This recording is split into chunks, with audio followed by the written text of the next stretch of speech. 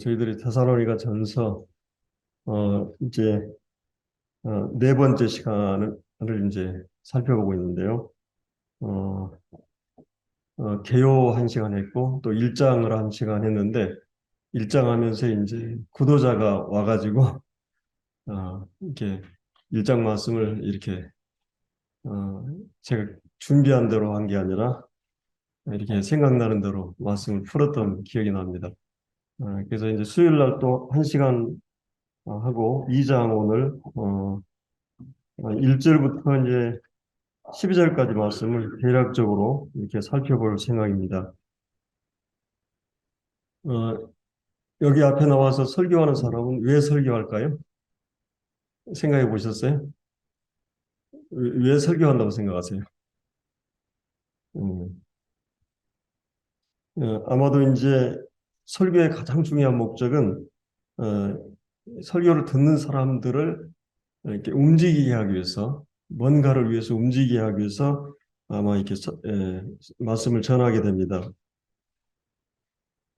근데 실제 우리가 이제 말씀을 전해보면, 어, 전하는 사람들이 의도하고 기대하는 그런 대로 움직여야 안 움직여요. 예. 그냥 말씀 들을 때만 참 좋았다 이렇게 하고 또 거의 대부분 보면은 한 귀로 듣고 한 귀로 흐르는 물론 이제 말씀이 이렇게 어떤 경우는 여러 반복해서 듣고 그렇게 하지만은 말씀을 듣게 되면은 이제 바로 움직이지 않는 경우가 많고 이제 그렇기 때문에 이제 어떤 현상이 나타나냐면 이제 설교자들이 이렇게 이제 타협을 하게 되죠. 예. 이게 실제 이제 사람들을 움직이게 하는 것이 뭐냐면 그냥 주님 예수 고난받고 또 복음을 전하고 이런 일들은 사람들이 참 하기 어려운 일들이고 꺼려하는 일들이 되는데 예를 들어서 이제 뭐 내 자식이 잘 되고 공부를 잘하고 합격하고 또 이 세상에서 복을 받고 보상을 받는다든지 이제 이런 그 얘기를 하게 되면 사람들이 막 움직이게 되고 뭔가 이렇게 돈을 벌고 건강하고 잘 되는 일에 대한 이 동기부여를 하게 되면 사람들은 그런 부분에 있어서 정말 이렇게 목숨을 걸게 되고 또 막 새벽이고 뭐고 막 기도하면서 그렇게 합니다. 그래서 이제 일반적으로 오늘날 기독교계가 이런 타협성을 가지고 메시지를 이제 이렇게 타협하게 되고 성경에 본래 얘기하고자 하는 그런 메시지보다는 이제 많은 부분에서 이렇게 이렇게 기복주의화되어 있는 이런 현상들을 보게 되는데 그래서 이제 오늘 본문은 어떻게 보면 사도 바울이 사역에 대해서 이렇게 이제 동기부여를 하는 그리고 이제 사도 바울의 사역의 동기를 보면서 우리가 주님을 섬기는 데 있어서 어떻게 해야 되느냐 부분을 잘 보여주고 있는 그런 말씀이라고 생각합니다. 이 동기라고 하는 것은 이제 우리로 하여금 그렇게 행동하게 하는 그런 이유, 이게 이제 동기잖아요. 그래서 이제 일반적으로 우리가 어떤 범죄가 일어나게 되면 그 동기를 이렇게 수사하는 사람들은 이제 찾게 되죠. 그래서 이제 뭔가 그 사람의 원한이나 복수 아니면 돈이나 이제 어떤 인간관계 어떤 얽힌 문제가 있는가 이런 거 또 이제 여러 가지 이제 어떤 경우는 이제 묻지 마 그 뭐 이제 살인 이래 가지고 어떤 청년이 그냥 너무 행복해 보이는 어떤 가정 아이들의 웃음소리라든지 막 그러니까 그냥 그 청년이 가가지고 그냥 그걸 그냥 다 죽이고 그런 일이 한 번 있었잖아요. 그래서 이제 이런 그래서 이제 우리가 오늘 이 본문에서 정말 이 사도 바울이 어떤 동기로 그렇게 강렬하게 이게 뭔가 돈이 된다든지 아니면 뭔가 이게 나의 유익이 된다든지 그러면 사람들은 그걸 위해서 정말 목숨을 걸게 되는데 이런 사도 바울이 동기 유발시켰던 요인을 이제 좀 생각해 보면서 한 가지는 어, 사도 바울은 이제 하나님께 부름을 받은 사람이죠. 하나님께 직접 하나님께서 부르신 분입니다.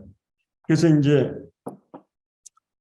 하나님께 직접 부르셨기 때문에 그가 이제 그 부름을 받고 나서 평생을 하나님 믿었고 하나님에 대한 열심히 특별했던 그런 사람이었는데 이 사도 바울이 이제 다메섹 도상에서 이 하나님 믿는 사람들 핍박하고 이렇게 이제 반대하고 이렇게 체포하기 위해서 가다가 하나님께서 그를 이렇게 굴복시키는, 그래서 이제 그가 하나님 앞에서 엎드리게 되고 다시 돌아오게 되는데, 하나님께 직접 그렇게 부르신 이런 그런 이 성경에도 많은 그런 부르심이 있죠. 하나님께서 노아라든지 에녹이나 이제 아브라함이라든지 모세라든지 하나님이 직접 이렇게 부르신 그런 경우들이 많이 있습니다. 그래서 이제 우리가 사도 바울은 그렇게 오늘 이 본문에서도 이제 2절에 보면 너희가 아는 바와 같이 우리가 먼저 빌립보에서 고난과 능욕을 당하였으나 우리가 하나님의 힘입어 많은 싸움 중에 하나님 복음을 너희에게 전하였노라. 그리고 이제 9절에도 형제들아 우리의 수고와 애쓴 쓴 것을 너희가 기억하리니 너희 아무에게도 피해를 끼치지 아니하려고 밤낮으로 일하면서 너희에게 하나님 복음을 전하였다. 자, 하나님의 복음을 전하였다. 2절 하반절에도 하나님의 복음을 전하였다고 이렇게 말하고 있습니다. 어떻게 그가 이렇게 주님을 믿고 나서 줄기차게 일관되게 그리고 정말 열정을 가지고 이 복음을 전하고 계속 그렇게 했느냐? 그 중요한 그 동기 유발 가운데 하나가 그를 하나님께서 부르셨다고 하는 거예요. 하나님이 그를 부르셨고 또 하나님께서 그를 보내셨다.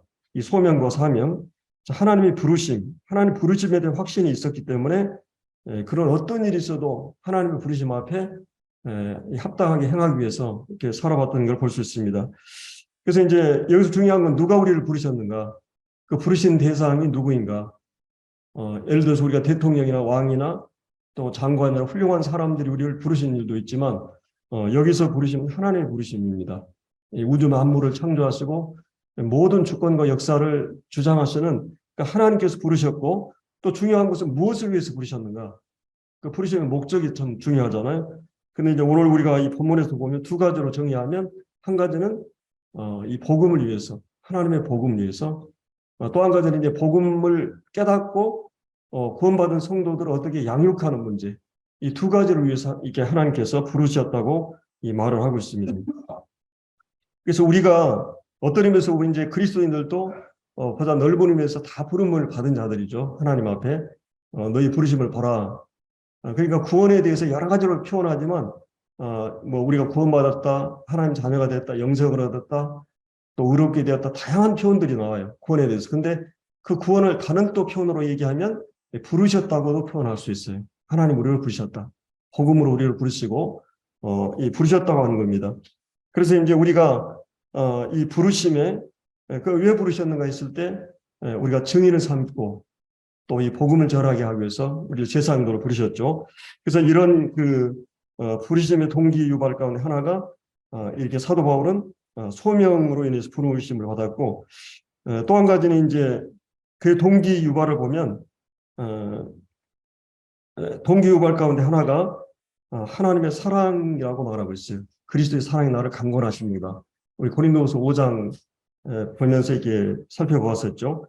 그가 이제 하나님의 부름을 받고 정말 자기 나름대로는 이 하나님 믿는 것이 무엇이라고 하는 것을 분명하게 그러한 이 원칙과 분별을 갖고 있었는데 그 자기 생각이 깨지게 되죠. 그리고 이제 바로 예수 그리스도 그분이 우리의 메시아고 그래서 이제 유대인들은 메시아에 대한 많은 그 생각이 있죠. 구약 성경을 통해서 유대인들은 메시아는 이런 사람이다. 이제 모세같이 그런 선지자 중에 한 사람이다.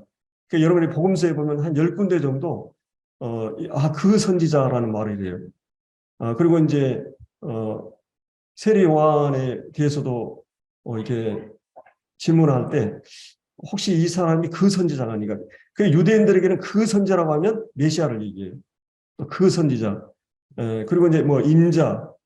그리고 이제 그 메시아는 많은 표적을 행할 것을 이렇게 말하고 어떤 경우는 이제 십자가의 고난이라든지 부활이라든지 여러 가지 이런 메시아 하면 유대인들은 잘 알고 있는 게 있어요.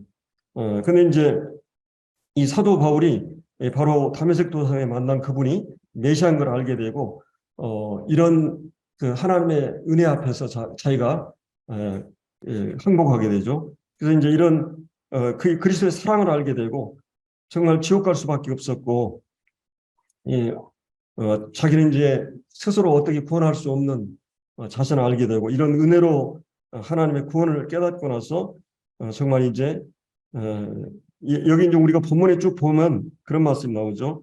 4절에서도 오직 하나님께서 옳게 여기심을 입어 복음을 위탁받았으니 우리가 이와 같이 말하면 사람을 기쁘게 하려 함이 아니요 오직 우리 마음을 감찰하시는 하나님을 기쁘게 하려 합니다. 자, 이 사랑의 특성 가운데 하나는 뭐예요? 정말 여러분들이 사랑하는 대상, 여러분의 가족이라든지 또 남편, 아내, 자식들, 손주들, 정말 그 사랑하는 대상을 기쁘시고 하고자 하는 마음이 그 본성이 있게 되죠. 어떻게 하든 저 사람을 기쁘게 하면, 어떻게 하면 기쁘게 할 수 있을까? 그런 생각을 하게 되는데, 여기 이제, 이 사도 바울은 하나님의 은혜를 깨닫고, 하나님의 사랑의 깊이를 알게 되면서, 이 하나님을 기쁘시게 하는 삶을 위해서 자신의 생애를 온전히 이제 드리는 것을 우리가 볼 수가 있죠. 그래서 이제 이 그리스도의 사랑이 그를 강권하신도다. 그리고 이제 여기 하나님에 대한 사랑뿐만 아니라 여기 이제 8절에 보면 우리가 이같이 너희를 사모하여 하나님 복음뿐 아니라 우리의 목숨까지 너희의 주기를 기뻐하는 것은 너희가 우리의 사랑하는 자들이라. 그래서 하나님에 대한 사랑과 그다음에 이제 영혼들에 대한 그리고 성도들에 대한 사랑이 사도 바울의 마음에 있었던 거죠. 그래서 이 사랑이 그러니까 이제 그 사람을 움직이게 하는 것은 사랑이라는 거예요. 어떤 사람은 갑자기 사랑이 눈을 뜨게 되고 어제도 이제 우리 혜진이가 혜선이 집에 있어가지고 저희들이 이제 가끔 주보로 할 때 혜선이가 타이프를 치고 그래가지고 제가 이제 가게 되고 그러는데 혜진이가 나 여기 있어요 그러니까 이제 우리 가족이 같이 모인 거죠. 예, 그래서 가족이 부르면 어느 곳에서나 가는 것이 그 무겁지 않고 가족을 만나는 게 그런 걸 우리가 볼 수 있는데 이 바로 이 사람을 실제적으로 움직이게 하는 것은 부모들은 왜 이 자식을 위해서 그렇게 움직일까요? 그건 사랑 때문에 그래요. 자식을 위해서는 주저하는 게 없어요. 어떤 것을 희생해서라도 왜냐하면 사랑의 대상이기 때문에 뭐 어느 날 갑자기 어떤 청년이 연애를 하게 되면 그렇게 게으르고 막 이러는데도 사랑이 오늘 딱 눈이 뜨게 되면 어떻게 해요? 갑자기 이 사람이 변화되고 달라집니다. 이 사랑이라고 하는 것이 바울의 동기부여 가운데 하나는 소명, 하나님이 직접 부르셨기 때문에 이 모든 마음의 주관자 되신 그 하나님 부르심이 그 삶을 그렇게 동기부여를 시켰고 또 한 가지는 사도 바울이 이렇게 복음 전하고 복음을 위해서 주님을 위해서 그렇게 강력하게 움직일 수 있었던 또 하나의 동기는 주님에 대한 사랑 때문에 그래요. 주님이 나를 사랑한다는 확신. 그래서 우리가 이제 1장 4절에서 그런 말씀 받았죠. 하나님의 사랑하심을 받은 형제들아.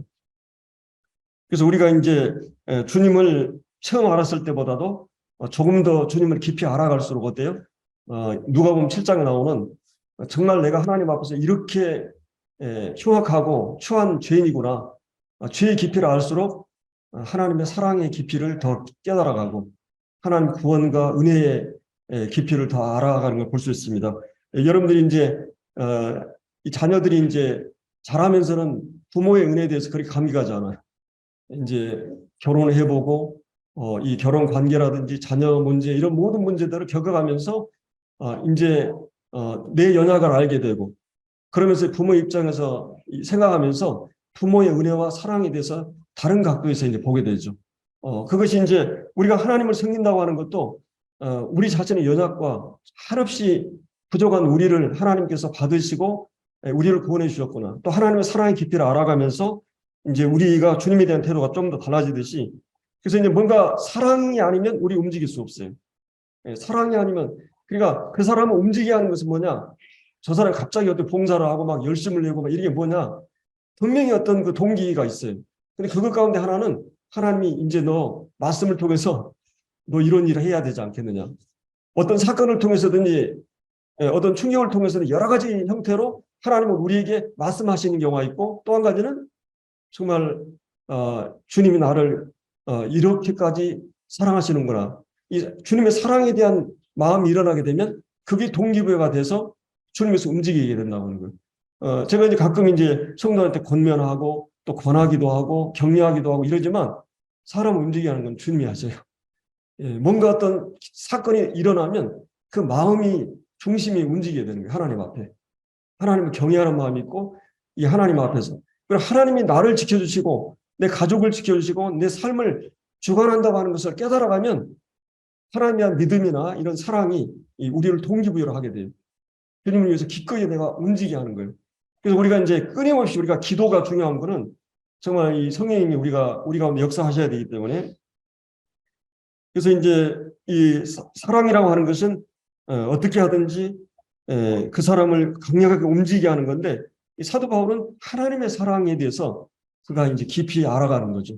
그리스도의 사랑이 나를 강렬하게 끄는다. 가끔 우리가 이제 이제 소몰이를 해보거나 대지를 가끔 이제 이렇게 몰아보거나 그런 경험이 있는지 모르겠는데 저는 그런 경우가 이제 어린 시절에 있었어요. 그런데 얼마나 힘듭니까? 그냥 호투리 해가지고 막 이렇게 끌어 다녔는데, 그러나 뭔가 그게 동력이 부여되거나, 그러면 쉽게 움직이게 되는 거죠. 쉽게. 우리가 이제 나무를 쪼개도 질을 알면 금방 하잖아요. 그걸 모르면 어렵고, 우리 자매가 가끔 이게 쌀 포재기를 이게 실을 딱 풀거든요. 저는 급하니까 그냥 가위로 자르고 막 이렇게 하는데, 문영대는 항상 머리를 써가지고, 그렇게 하면은 쫙 풀리고 하고. 이제 뭔가 주님의 인도 힘있게 억지로 하면 잘 안 되는 것 같아요. 뭔가 주님이 그 마음을 움직이면 성도는 금방 움직이거든요. 그래서 우리가 기도가 필요하고, 왜 우리가 구원의 역사라든지 성도를 열심을 내고 막 이런 문제가 하나님이 역사하셔야 돼요. 근데 우리의 기도라고 하는 것이 정말 우리가 기도하는가 했을 때 하나님 움직이게 해야 되잖아. 내 남편도 내 아내도 내 자식도 내가 움직이는 것은 많은 한계가 있어요. 근데 하나님 마음을 움직이면 하나님이 그 사람 움직이는 건 쉬워져요. 그래서 우리가 늘 기도가 필요한 것을 우리가 이제 보게 되죠. 그리고 이제 사도 바울을 동기부여했던 가장 강렬한 것 가운데 하나는 제가 이제 이거는 반복되는 말씀 같아요. 이 부분은 또 한 가지는 부르심의 상이에요. 아까 우리 형제님이 뭔가 우리가 이제 결산할 날이 오고 내 이력이나 내 삶이 주님 앞에 결산할 날이 오는데 사도 바울은 항상 그 부르심의 상. 여러분 이번에 이제 올림픽이 아니라 월드컵 얼마나 이 국민들이 막 마음이 손흥민이가 다치니까 그냥 국민들이 막 다 우울해 버리잖아요. 그리고 이제 손흥민이가 막 할 수 있다고 하니까 거기에 막 기대를 걸고 이 팀이 하고 다 잘해야 되지만도 또 한 스타 플레이가 또 중요하잖아요. 그래서 그 사람에게 있는데 그거는 뭐냐면 그 금메달을 위해서 상을 위해서 얼마나 그렇게 뭐 하는 걸 볼 수 있어요. 뭔가 이게 그 일이 가치 있다고 생각하면은 우리 거기에 목숨을 걸어요. 근데 그것을 가치 있게 여기지 않기 때문에 움직이지 않는 거예요. 근데 우리의 동기유발 가운데 하나는 그것이 뭔가 가치가 있는 것. 자기가 생각할 때 세상 사람들이 생각하는 것이 아니라 정말 영적으로 보물이 있는 곳에 마음이 있게 되고 하늘에 보물이 있다고 하면은 거기에 우리가 투자를 하게 되죠. 시간을 투자하고 물질을 투자하고 내 은사를 투자하고 모든 걸 투자하게 돼 있어요. 정말 가치를 어디에 두느냐. 근데 우리가 이제 뭐 교회 나오는 부분뿐만 아니라 어떤 봉사하고 주님 섬기는 모든 일에 있어서 우리가 아직도 영적으로 그 부분에 대한 그러니까 이제 설교자들은 이런 동기부여 해야 돼. 뭔가 이게 사랑의 동기부여를 하고 또 아니면 하나님 부르심에 대한 그리고 이제 어떤 그런 중요성이나 이런 것들 그리고 하나님 상에 대한 그런 가치에 대한 그런 것들이 이제 필요하죠. 그래서 이제 이런 그 사도 바울을 움직이게 했던 것은 바로 이런 그 이제 부르심의 상 그런 가치를 위해서 장의 생애로 온전히 주님 앞에 드린 걸 볼 수 있습니다. 제가 이제 오늘은 여기 2절에 나오는 너희 아는 바와 같이 우리가 먼저 빌립보에서 고난과 능욕을 당하였으나 우리 하나님의 힘입어 많은 싸움 중에 이 하나님의 복음을 너에게 전하였노라. 여기서 이 복음을 전하였는데 어떤 일이 있었어요? 하나님의 복음을 전하는데 많은 그런 반대와 핍박이 있었어요. 이 고난은 그것을 저항하고 반대하는 그런 반대 그리고 이제 많은 그런 능욕을 당하고 핍박을 당하고 이런 가운데 복음을 전한 걸 볼 수 있습니다. 그러면서 여기에 이제 많은 싸움 중에 이런 말씀이 있어요. 많은 싸움 중에. 그러니까 이 복음 전하는 것은 치열한 싸움이라는 거죠. 많은 싸움 중에. 원래 이게 스포츠나 전쟁을 할 때 쓰는 말이에요. 우리가 이제 이번에 이제 그 월드컵 축구를 저도 이제 손흥민 할 때 잠깐 봤었는데, 그리고 이제 요즘은 이제 뭐 10분, 5분 해가지고 하이라이트로 이렇게 틀어주잖아요. 가끔 머리 식힐 겸 이렇게 보는데, 이번에 떨어지면 그냥 16강에서 떨어져 버리잖아요. 그러니까 얼마나 치열한지, 막 부상이 많고 또 막 이게 너무 치열하더라고요. 그 축구를 보면서. 이 사도 바울은 이 치열한 싸움을 여기서 말하고 있어요. 그래서 이제 우리가 이제 저도 이제 처음에 이제 여주 왔을 때 한 10년 정도는 이제 노방전도를 했어요. 우리가 이제 지금 양평교회도 뭐 매주 이제 토요일마다 가 이제 전도를 하고 벌써 이제 3명이 침례를 받았다고 그래요. 예, 막 부도자를 쫓아다니고 저희들도 처음에 왔을 때 한 10년을 그렇게 했었던 것 같아요. 제가 버스를 타거나 아니면 전철을 타거나 아니면 길가를 가거나 어떻게 하면 저 사람한테 전도를 할까를 생각을 했어요. 그 생각밖에 없었으니까. 그래서 그냥 사람들을 만나서 그러면 얼마나 때로는 뭐 거절하기도 하고 여러분 전도지 이렇게 배부하다가 필요 없다고 안 받고 그러면 얼마나 마음이 자존심상이에요.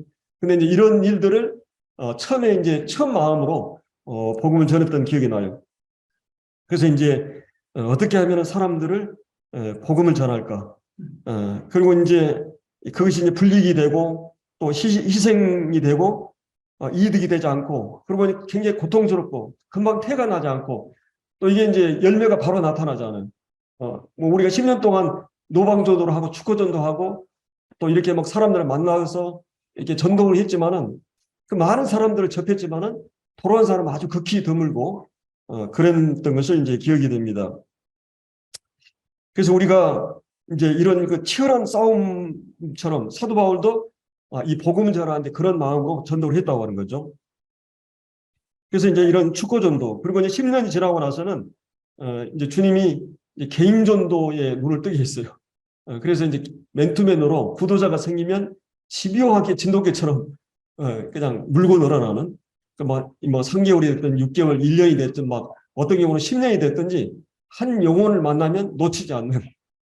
그래서 우리 이조영전의 가족은 그 모친님 뭐 부친님 그래서 한 20명 구원을 받았잖아요. 그 가족 전체가. 근데 그 가족을 위해서 얼마나 많은 시간과 또한 물질과 또 이런 걸 투자하면서 그런 시간들을 보냈던 것을 기억하게 됩니다. 제가 여러 번 얘기했지만 500여 형제 사람들한테 맨투맨으로 만나서 계속 복음 전했는데 그중에 한 10분의 1이 돌아온 것 같아요. 10분의 1이. 우리 이제 문형재님, 김기현 형제님, 또 누구죠? 요셉 형제 이런 형제들은 이제 여기 교회가 시작이 되고 더해진 영혼들이죠. 물론 이제 다른 데서 이제 어느 정도 이렇게 영적으로 커서 이제 더해진 지체들도 있지만은 그래서 이제 이런 주님께서 이제 또 외부로 많이 가기도 하고 그랬지만은 이런 이제 그렇게 이제 전도를 주로 했던 생각이 났습니다. 제가 이제 여기서 이제 그 사도 바울이 이런 그 빌립보에서 복음 전하는데 핍박이 왔어요. 그리고 이제 그것 때문에 억울하게 그 귀신들 여종을 치유해주고 귀신 나게 하고 얼마나 귀한 일이에요. 착하고 선한 일이고 누구나 박수받을 일인데 그 일로 인해서 어떤 이득을 가지려고 하는 사람들은 그걸 그냥 고발해가지고 사도 바울은 엄청난 매를 맞고 감옥에 들어가가지고 그 삼중 감옥에서 그냥 피투성이 돼가지고 근데 하나님께 이 일로 인해서 감사하잖아요. 찬양하잖아요. 옥중에서. 근데 뭐 옥중에 지진이 일어나가지고 간수가 돌아오는. 자, 이런 그 일들을 우리가 볼 수 있어요. 자, 빌립보에서 고난과 능욕을 당했으나 우리 하나님을 힘입어 하나님의 이 능력을 힘입어서 그 많은 싸움 중에 하나님 복음을 전했다. 그러니까 이런 이 일을 위해서 내가 당장 이익이 안 되고 뭐 당장 어떤 나에게 좋은 일이 아닌데도 불구하고 목숨을 걸고 매를 맞고 고통을 당하면서도 전하는 하나님 살아계시고 이것이 복음이 진리이기 때문에. 이것 없이는 사람이 영원히 멸망하고 망하기 때문에. 이것을 알고 있는 사도 바울은 이 마음의 안타까움을 가지고 사람들이 복음을 전하는 거죠. 그래서 그런데도 불구하고 이 사도 바울이 이 데살로니가 지역에서 이 전도를 짧은 시간에 했잖아요. 3주 안식일에 복음 전하고, 그리고 아마도 한 3개월이나 6개월 정도 거리하다가 아마 떠났던 것 같아요. 그래서 사람들이 이제 이거에 대해서 유대인들이 박해자들이나 또 이런 사람들이 사도 바울에 대해서 안 좋은 얘기를 계속 한 거예요. 저 사람은 돈벌이가 안 되니까 여기를 떠났다. 무슨 뭐 그런 모함을 한 거죠. 그래서 사도 바울이 우리는 그렇지 않다고 하는 걸 3절에 얘기하죠. 우리의 권면은 간사함이나 부정이나 그리고 속임수로 된 것이 아니다. 오직 하나님께서 옳게 여기심을 입어, 하나님께서 나를 이렇게 이제 옳게 여기심을 입어 충성되는 자로 여겨 부르셨고, 이 복음을 하나님이 나에게 부탁했다. 이 소명 때문에 하나님 나를 부르셨고 이 복음을 부탁했다. 위탁했다는 말이죠. 이게 관리자가 됐어요. 이제 하나님이 이 땅 살아가면서 너 이 복음을 잘 전해야 된다. 관리자로, 청직으로 하나님 부르셨기 때문에. 그래서 뭐라 그래요? 사람을 기쁘게 하려 함이 아니오 오직 우리 마음을 감찰하시는 하나님을 기쁘게 하기 위해서. 그러니까 하나님이 나를 부르셨고 나를 구원하신 그 하나님을 기쁘시게 하는 일을 하면 나는 기꺼이 내가 어떤 일이라도 목숨을 걸고 그 일을 하겠다는 거예요. 여러분은 그런 주님 앞에서의 그 중심을 가져야 돼요. 여러분이 하나님을 기쁘시게 하면 하나님이 여러분의 일들을 풀어주시는 겁니다. 다른 사람이 아니라 하나님이 기뻐하는 일이 뭔가를 우리가 생각을 해야 돼요. 하나님의 영광을 위해서 산다. 다른 말로 이런 표현이죠. 정말 하나님이 원하시는 일이 뭔가, 이렇게 하면 하나님이 좋아한다. 저희 여러 번 그런 얘기했지만 우리 자녀가 좋아하는 것들이 있어요. 제 아내가 좋아하는 것이 무엇인가. 제가 옛날에 노가다를 한 2년 했잖아요. 우리 혜선 혜지가 같이 대학을 들어가니까 돈 들어가는 게 많으니까 한계가 오니까 우리 자매가 여보 밖에 나가서 한 50만 원 벌어. 그리고 제가 알았어. 이제 문영재 이제 일도 좀 하다가 문영재 일은 팀으로 해야 되니까 계속 같이 해야 되잖아요. 근데 이제 사역을 하다 보면 또 개인적인 시간도 가져야 되고 그러니까, 그래서 이제 얘기를 하고는 여기 이제 그 인력소에 가가지고 거기서 이제 하루에 일주일에 한 2, 3일을 일을 했는데, 거기 인력에서 일을 하면은 바로 이제 돈이 나와요. 그때 당시 8만원이 나왔는데 거기다 11조 떼고 거기다 이제 사무실에 내거든요. 이 소개비로 해가지고. 그리고 이제 7만 얼마나 가지고 이제 와서 제 아내에게 딱 주면 제 아내의 얼굴이 완전히 한박 얼굴이 되는 거예요. 그러니까 제가 뭐 월급 타고 막 이래가 별로 없잖아요. 그러니까 이게 돈이 직접 내가 일하니까 직접 돈이 오니까 그 돈이 그냥 손에 딱 쥐니까 너무 좋아하는 거예요. 근데 제가 하루 종일 힘든 일을 하지만은 제 아내의 얼굴을 생각하면서 힘들지만은 그 일을 했던 기억이 나요. 그러니까 제 아내가 무엇을 기뻐하는가?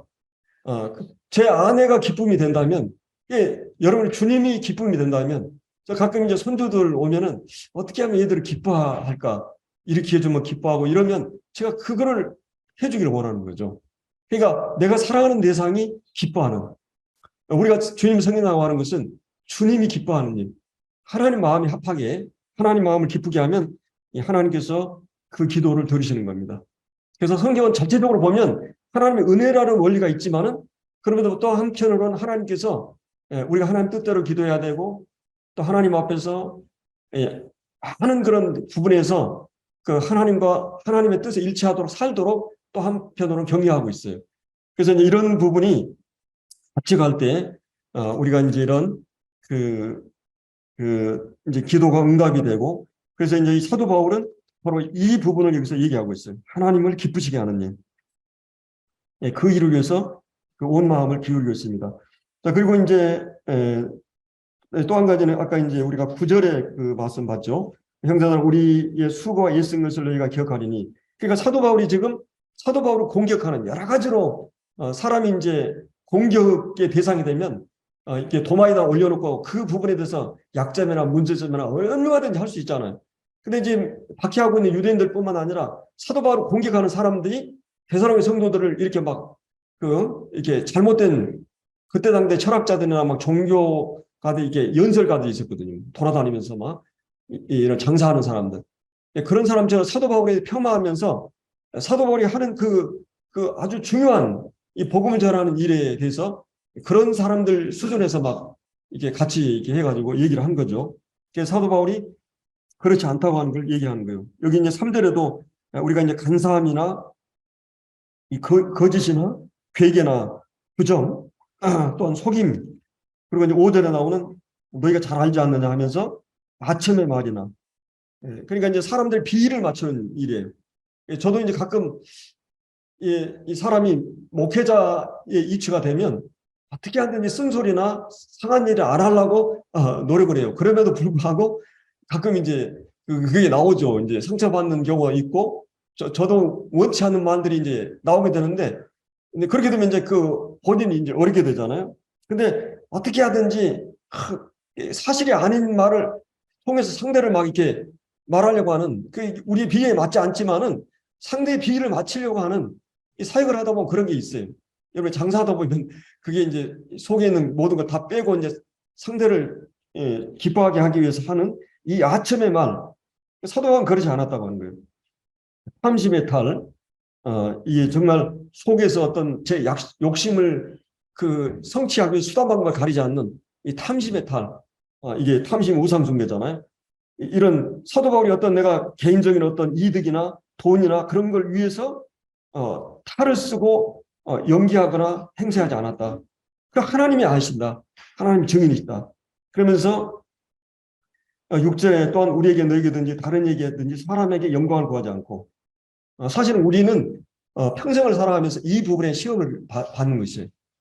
이게 자기가 이렇게 이제 사람들의 관심과 사랑과 인정과 존중과 이런 걸 끊임없이 받잖아요. 그리고 누군가가 설교 잘했어, 오늘 간증이 좋아, 그건 듣기 싫은 말이 아니죠.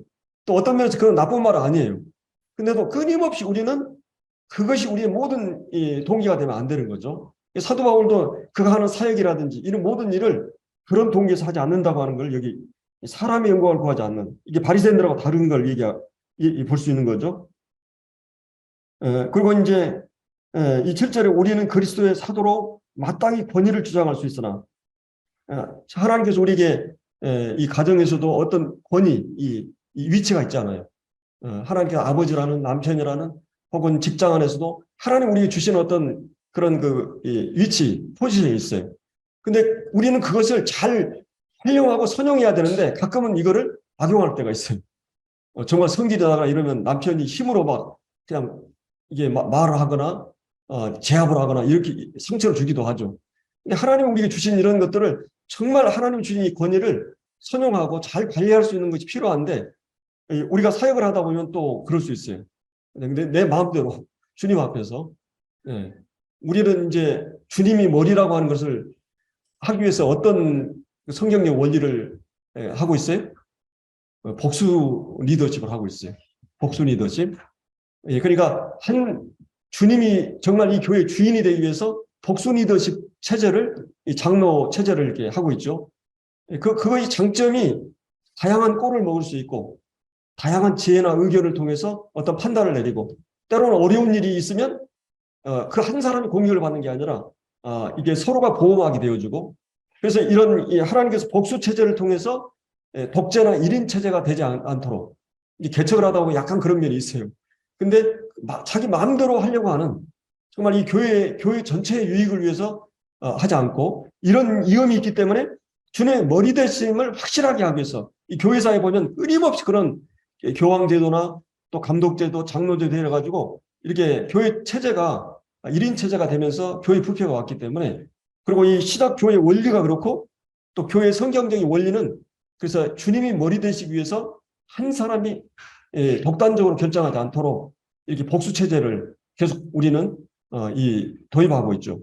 이 많은 오해를 받고, 이 문화적으로는, 이 대외적으로는 굉장히 그것이 전도나 선교의 장애가 될 수 있지만, 복수 체제를 고수하는 것은 이것이 주님이 모든 것을 결정하고 하도록, 한 사람이 하지 않도록 그러기 위해서. 그런데 이제 이런 하나님께서 장로라고 하는 또 권위를 우리에게 주시잖아요. 근데 사도 바울은 이 권위를 얼마든지 사용할 수 있었어요. 뭐 물질적인 지원을 받고 또 사도의 어떤 권위를 할 수 있었지만 그걸 사용하지 않았다고 하는 거예요. 그리고 기꺼이 자기가 일하기도 하고 또 이제 이런 부분에서 이제 여기서 뭐 유술한 자가 되어서 이게 이제 여기서 이제 어머니 같이 그렇게 됐다는 거예요. 어머니처럼 이 어머니 그러면 어떤 생각이 나요?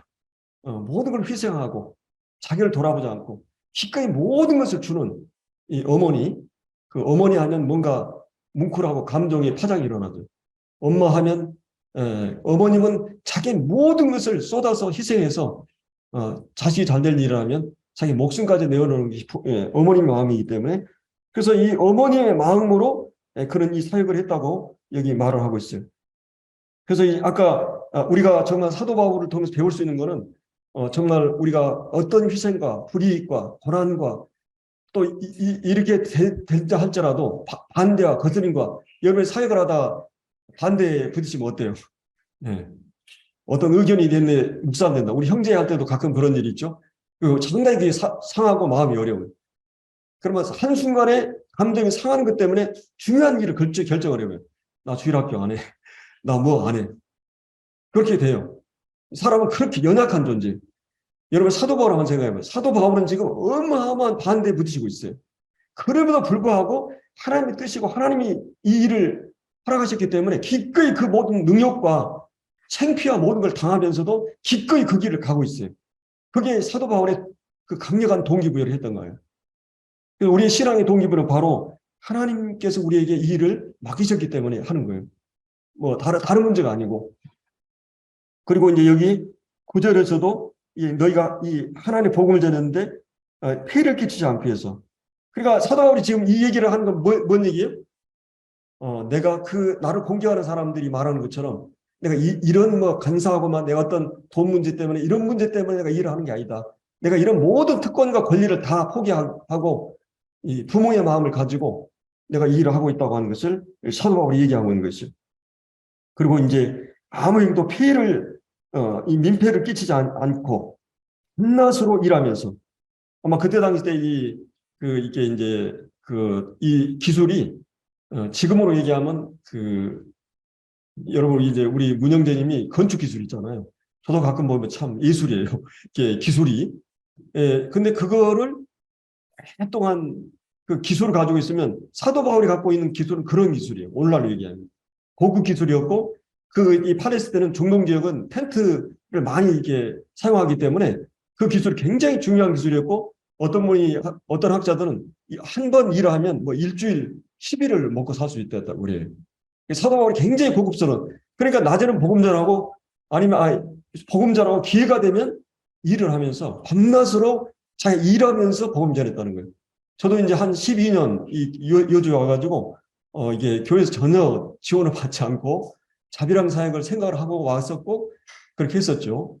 근데 이제 우리 어떤 형제님이 이제 이 교회가 하는 일은 형제님이 같이 하지 말라고 그래가지고 이제 서대문에 이제 송찬호님한테 전화했더니 그 형제 말 들으라고 그래가지고 제가 이제 그때부터 이제 교회에서 이제 지원하고 있는데 이제 또 하다 보니까 또 그 필요한 부분도 되더라고요. 그래서 주님이 지금 반은 자비랑하고 반은 이제 지원을 받으면서 이제 사역을 하고 있습니다만은 이 사도 바울도 이렇게 피해를 끼치지 않기 위해서 밤낮으로 일하면서 너희에게 복음을 전했다. 그러니까 사도 바울이 공격하는 자들이 말한 것처럼 뭐 돈이나 탐심이나 뭐 아첨이나 뭐 이런 말 해가지고 내 개인의 어떤 생계수단이나 뭐 내 개인의 이익이나 이런 거 따지고 내가 이 복음 전하고 있는 게 아니다. 나는 하나님 부르셨고 그리고 이 하나님 영광을 위해서 하나님 기쁨을 위해서 이렇게 일한다고 하는 것을 말하고 있어요.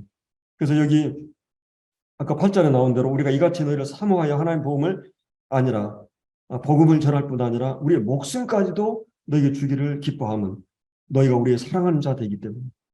참 이게 이제 중요한 거죠. 우리의 사역이나 봉사나 모든 것이 정말 주님에 대한 사랑으로 또 주님을 사랑하기 때문에 영혼들에 대한 사랑으로 해야 된다고 하는 것입니다. 그래서 이제 여기에 사도 바울이 지금 이제 그의 동기부여가 무엇이었는가 이 부분에 대해서 우리가 이제 모든 성도들이 지금 우리가 이제 애찬을 한다든지 봉사하고 은사 활용하고 또 이 모든 주님의 일에 대해서 동참하는 일에 있어서 가장 중요한 동기가 무엇인가를 늘 생각하는 거죠. 사도 바울은 이런 동기에서 일을 했다고. 예, 하나님 부르심이 있었고 또 하나님께서 하나님에 대한 하나님을 알아갈수록 우리를 이 사랑하는 그 사랑 앞에 다 주님을 기쁘게 하고 주님의 영광을 위한다면 그리고 영혼들을 사랑하는 거 하나님 기뻐하니까 그걸 기꺼이 했던 것을 이제 볼 수가 있습니다. 그래서 이제 이 10절 우리가 너희를 믿는 자들 향해 어떻게 거룩하고 옳고 흠없이 행한 것을 너희가 증인이요 하나님도 증인이시다.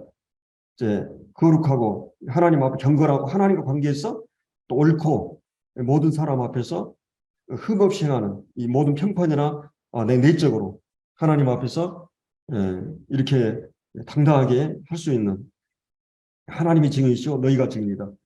사도 바울이 계속 얘기했던 것은 내가 너희 가운데 어떻게 행한 것을 너희가 알고 있지는 않느냐 알지 않느냐 이것을 6번이나 나왔어요. 내가 어떻게 너희 가운데 행하는가. 주님도 가르치기 전에 행하심과 가르침이란 말이에요. 사도 바울도 사도행전 2장에 보면 내가 너희 가운데 어떻게 행한 것을 그래서 이제 내가 가르치는 것과 함께 내가 어떻게 행한 것을 사도 바울도 이 전체 구절에서 계속 너희가 증인이다.